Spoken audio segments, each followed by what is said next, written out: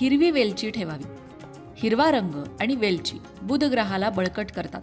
त्यामुळे तुमच्या व्यवसायात किंवा नोकरीत मोठी प्रगती होते. हा उपाय दिसायला अगदी छोटासा दिसतो, पण तुमच्या बुद्धिमत्तेला धनाची जोड मिळवून देतो खरा. मूलांक 6 अर्थात शुक्राचा नंबर. ज्यांची जन्मतारीख 6, 15, 24 आहे त्यांचा हा मूलांक आणि शुक्र या नंबरचा स्वामी, जो चैनीचा कारक, संपत्तीचा, ऐश्वर्याचा कारक आहे. म्हणूनच या व्यक्तींनी दर शुक्रवारी सुगंधी अत्तर वापरावं. त्यामुळे तुमची आकर्षण शक्ती वाढते, भौतिक सुखांची प्राप्ती होते.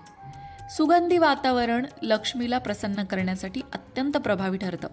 म्हणूनच तुमच्या घरात सुद्धा स्वच्छता ठेवावी आणि सुगंधी वातावरण राहील या प्रकारच्या सुगंधी उदबत्त्या असतील किंवा सुगंधी धूप असेल, हे सुद्धा तुम्ही तुमच्या घरात नेहमी लावावं. आता मूलांक 7.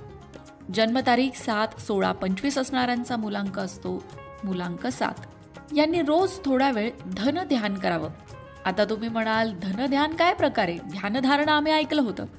शांत बसून आपल्या आयुष्यात पैसा आणि समृद्धी येत आहे अशी कल्पना केल्याने तुमची मानसिक ऊर्जा सकारात्मक होते. अध्यात्म आणि धनाचा समतोल साधण्यासाठी हा उपाय उत्तम ठरतो. याला वेल्थ मेडिटेशन तुम्ही म्हणू शकता. आता वळूया मूलांक 8 कडे. शनी ग्रहाचा प्रभाव मूलांक 8 वर असतो.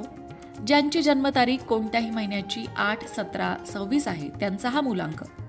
या व्यक्तींनी त्यांच्यासोबत नेहमी एक मोरपंख ठेवावा.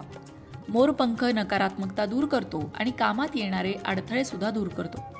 शनीच्या कृपेने तुम्हाला तुमच्या कष्टाचं योग्य फळ मिळण्यासाठी आणि संपत्ती साठवण्यासाठी हा उपाय तुमची मदत करेल. आता शेवटचा मूलांक अर्थात मूलांक 9. ज्यांचा जन्म कोणत्याही महिन्याच्या 9, 18 किंवा 27 तारखेला झालेला आहे त्यांचा मूलांक 9 आहे आणि स्वामी मंगळ आहे. या व्यक्तींनी दर मंगळवारी हनुमानासमोर किंवा देवघरात तिळाच्या तेलाचा दिवा लावावा.